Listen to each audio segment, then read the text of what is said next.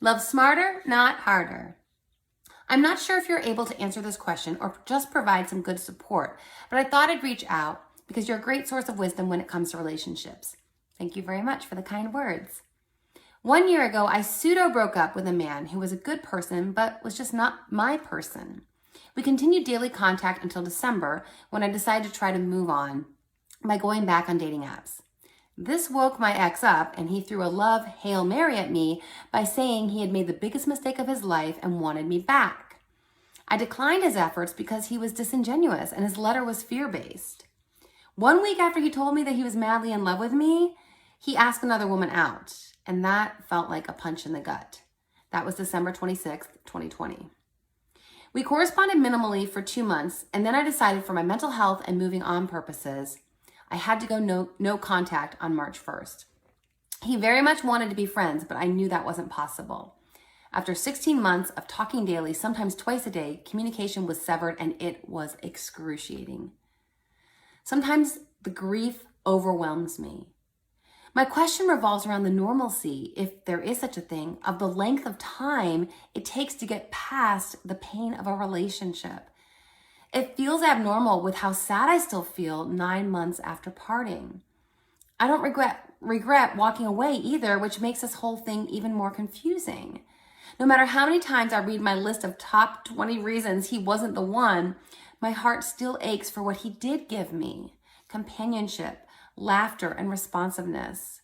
Why so much pain when I knew in my heart he wasn't the one? Thanks so much. This question hits so close to home for me. I was just like you. When I fell in love, I fell hard. And I did not bounce back quickly from relationships. I always admired my friends who were like, okay, pick yourself up, dust yourself off, we're out of here. I was the opposite. It took me forever.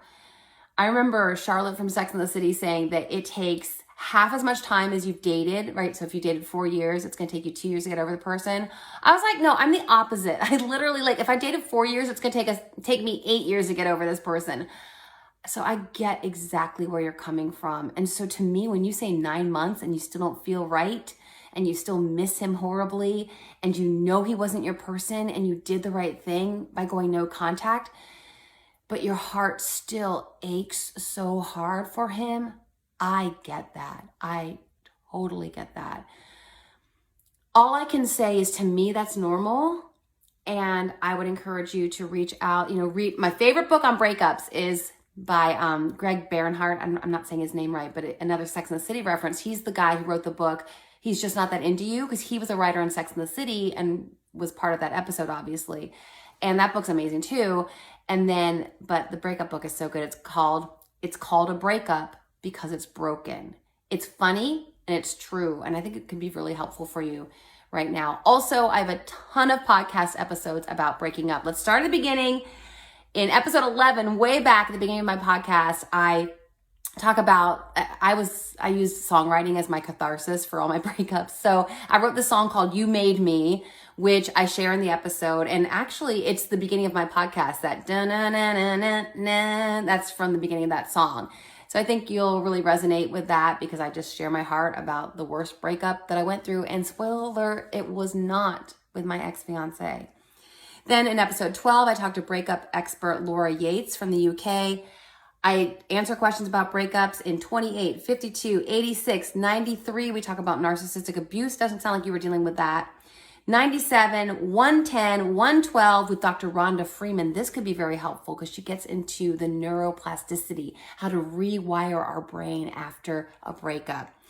Episode 123 with Dr. Dwayna Welch. She's a fan favorite. And episode 143 and 154. So I've got a ton of podcast episodes for you. If I were you, I would just binge listen.